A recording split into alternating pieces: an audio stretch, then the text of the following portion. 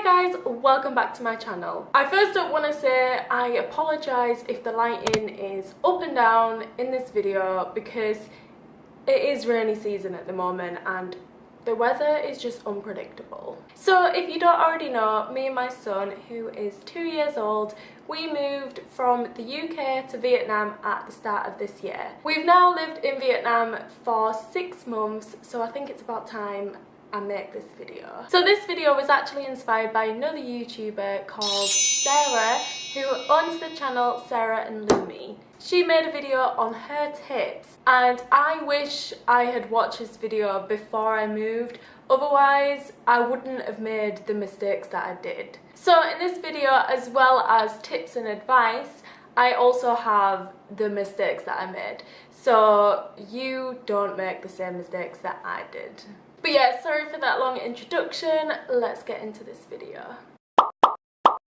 So, first off, before you move, get your certificates certified. Now, this is the first mistake that I made, and basically I got to Vietnam and we tried to get residency for my son, and we weren't able to do this because I hadn't had his birth certificate certified. So I had to send back the certificate to the UK embassy and get the notarization. So when we got the certificate sent back to Vietnam, we tried to get the residency card for a second time and it was rejected again because we needed to get a stamp from the Vietnamese embassy all the way back in the UK.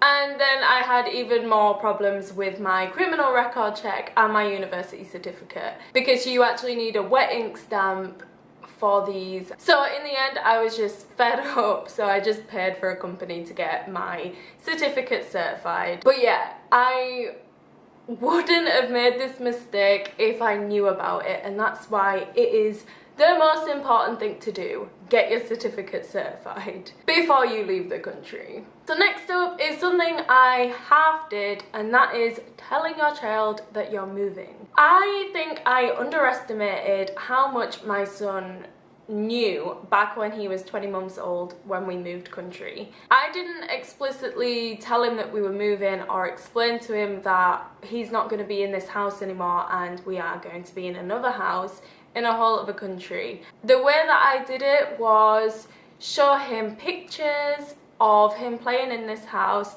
showed him pictures of Vietnam, and I would always call his dad so he would be on Skype to him. Oh yeah, me and Edward's dad were in a long distance relationship for the full 20 months of Edward's life, so I would always make sure he saw his dad on the phone, and I explained to him that we'd be seeing him soon and we'd tell him that yeah, we're all going to be as a family soon.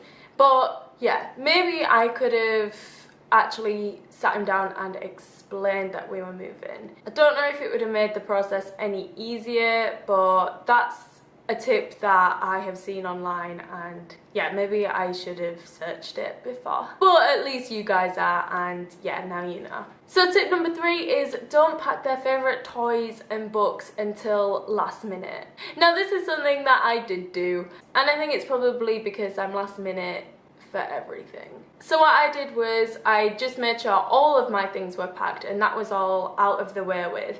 But with Edward's things, especially his favourite toys, I made space in his luggage and packed those on the day that we moved so that he could play with those toys, and then the next day we can easily unpack them and he can play with those toys again, so that it was a smooth transition. And I think that did work rather well because he did recognise his toys and I guess it made him feel more at home. Oh, and another thing is my mum, which is Edward's grandma, had got Edward a doll a month before he moved, and this was so that he could feel attached to it. But yeah, he loves his doll and he took that with him on the plane, and then when we arrived it was just with him all the time, so he had that transition as well. But yeah, that did work, so yeah, I did do something right. So tip number 4 is something I think you should definitely consider.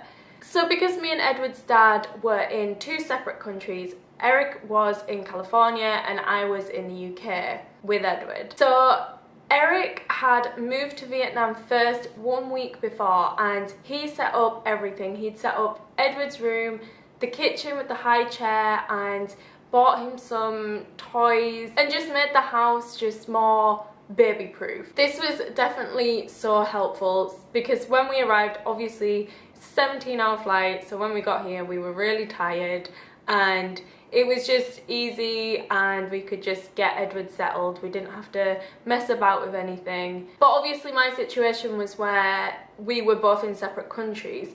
But I think if we lived together in one country, one of us would have gone over to Vietnam first and set it up. Okay, and the next thing is throw the sleeping routine out of the window. Your child might be the best sleeper. They might sleep all the way through the night, never have any problems. They have their own room, they have their own bed, they stay in it. Don't expect that when you move. When we first got there, Edward did not want to go in his new cot. He did not like his new bedroom. Obviously, it's a whole different environment. He was very attached to me because obviously he didn't recognize his dad. He didn't really recognize the environment that he was in, even though he'd been there twice before. So what we did for the first few days, Edward slept with us. And then we transitioned him into the cot, but we had the cot in our bedroom. So for the first 2 nights, I actually slept with him in his cot. And then on the 3rd night of him being in the cot, that was when we were able to come out of the cot and him not need me there, but he was still aware that I was in the same room. And then we went away for a few days, and when we returned, his cot was in his bedroom and he was able to start sleeping in there. I should say as well, during the day, for him to get used to his own bedroom, we put the cot back into his bedroom so that he was able to have naps in the bedroom. Yeah, naps were fairly easy. It was just nighttime that was very hard. That might be also to do with the jet lag. Jet lag is definitely something to be aware of when you are moving halfway across the world. The next one should be obvious from the previous one, and that is making sure you have enough time to recover before you jump into work. So there was actually a course for my CELTA just 5 days after moving, but I opted not to take that and I did it the month after. I am so glad I did that because it would have been so hard with the sleep deprivation and Edward also not wanting to be away from me. It would have just completely confused him. I'm just so glad that we had that month to get settled. This time is also good to explore the area, look for parks around and about, see what is fun for your child. Just, yeah, get them used to being in a whole other environment, a whole other climate. God, it was so hot. We left from the UK when it was in the middle of winter, and then we came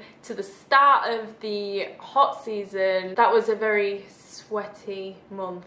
And next, whilst you have that month or few weeks off, you also have the time to look for nurseries. So before we moved, I was trying to look for nurseries online, but it's really hard to be looking at websites and choosing a nursery. So we had that month to actually go around nurseries and select the ones which Edward felt the most comfortable in. And then we were able to enroll him once we were here rather than trying to do it online. So that is one thing that you can do here rather than trying to do it before you move. And finally, this isn't a tip or a mistake, it's just me sending you love and luck on your moving day. It does take time to adjust, and in the end, me and Edward have been here for 6 months and this is home to us now and we are finally settled. Let me know down below of your tips for when you moved or your experience when you moved, if you made the same mistakes that I did.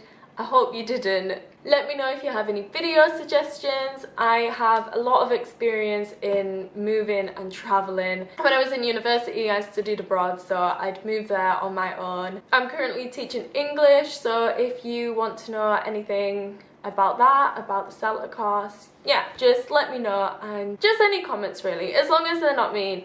I reply to every single one of you guys because I just love talking to you. I hope these tips helped. Thank you for watching and I'll see you next time.